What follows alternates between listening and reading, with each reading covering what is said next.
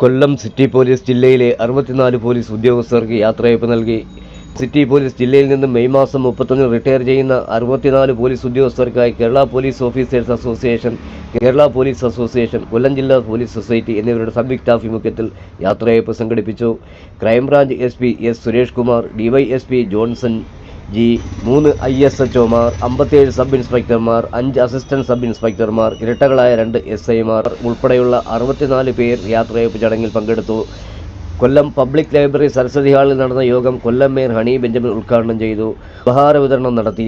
കൊല്ലം city police commissioner Kiran Narayan IPS മുഖ്യ അതിഥിയായിരുന്നു. KPOA ജില്ലാ പ്രസിഡന്റ് L അനിൽകുമാർ അധ്യക്ഷത വഹിച്ച യോഗത്തിൽ city C branch ACP Binu Sreedhar, police society secretary SR Shinodas, KPOA ജില്ലാ secretary Jiju C Nair, KPA ജില്ലാ പ്രസിഡന്റ് L വിജയൻ എന്നിവർ ആശംസകൾ നേർന്ന് സംസാരിച്ചു.